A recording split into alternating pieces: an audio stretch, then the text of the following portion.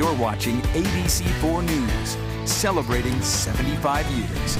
We turn now to the growing outrage after police say a teenage boy was shot when he mistakenly went to the wrong home in Kansas City, Missouri to pick up his siblings. This happening on Thursday night. 16-year-old Ralph Yarl was released from the hospital on Saturday. He's under the care of his doctors at home, according to the family attorney. His alleged shooter taken into custody, then released pending further investigation, according to the Kansas City police chief. ABC's Rena Roy has the latest.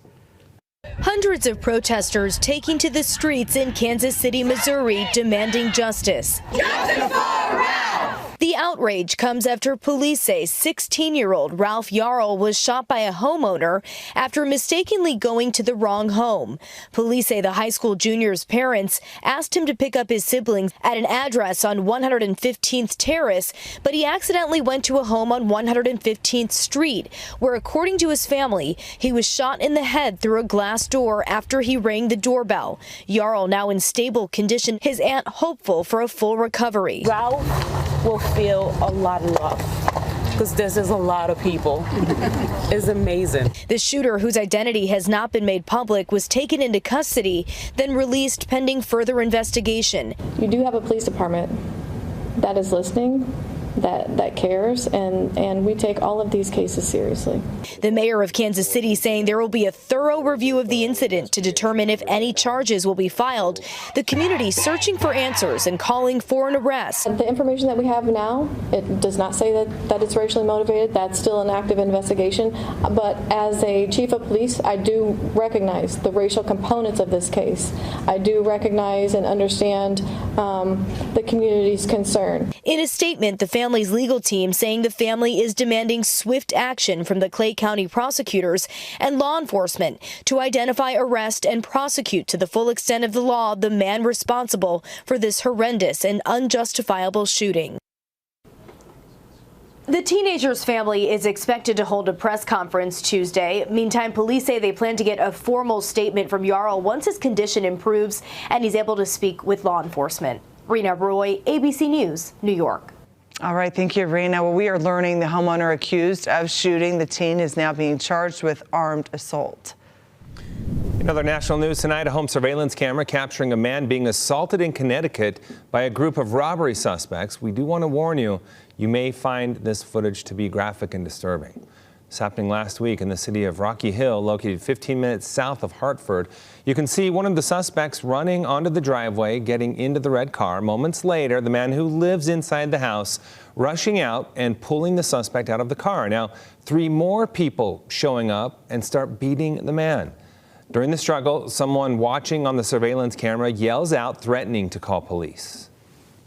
I'm calling the cop! Go ahead!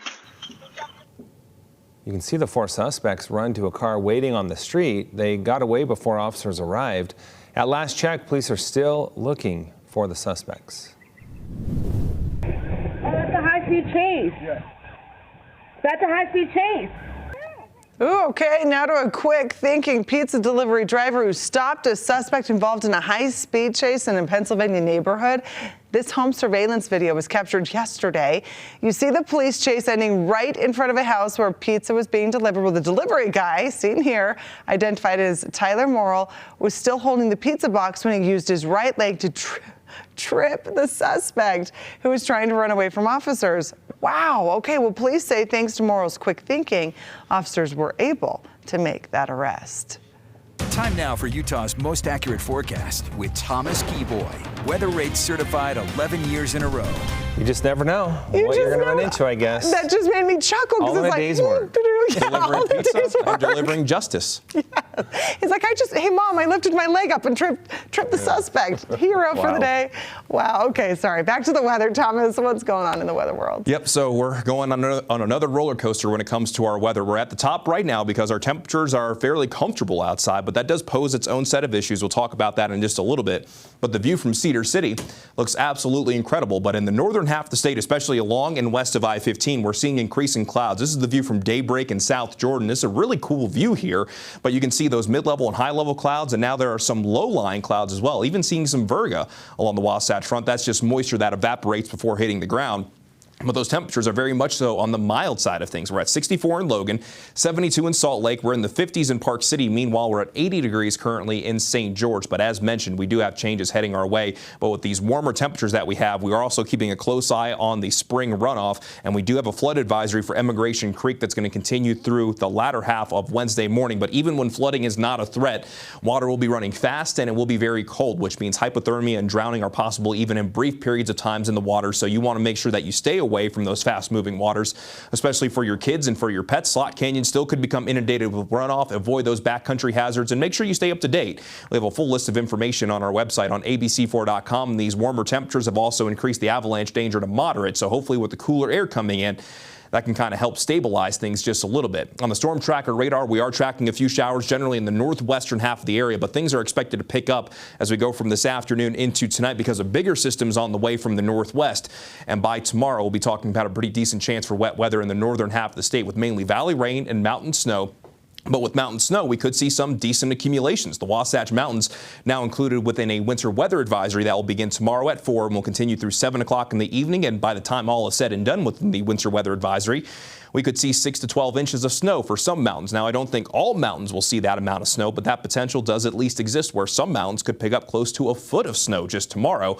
And ahead of this storm system, we're going to be talking about some pretty strong winds, wind advisories going into effect for the eastern portion of the state, lasting from tomorrow morning into tomorrow evening. So let's go ahead and begin the futurecast. And as we go from this afternoon into tonight, that chance for wet weather looks to increase in the northern half of the state.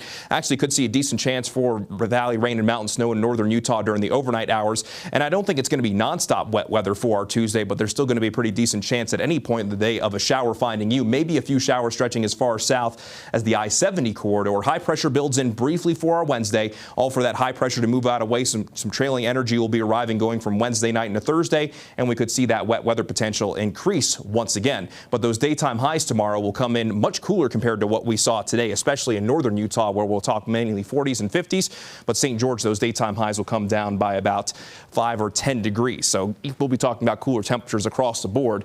For our Wednesday, an upper 60 temperature in St. George, then the temperatures climb through the 70s throughout the rest of this week. Should be back in the 80s by Sunday into Monday. Then along the Wasatch front, a good chance for showers tomorrow. A slight chance on Wednesday, then a slightly better chance on Thursday. All for us to dry out and warm back up going into this upcoming weekend. All right, but we like to see those cooler temperatures over the next few days, right? Hopefully help stabilize things just a little bit. Just like the last round where we saw that cool down, help ease that runoff just a little bit. Yeah. We'll just have to keep an eye on with the wet weather incoming. That could increase those flows once again. All right, thanks, Thomas. Appreciate it.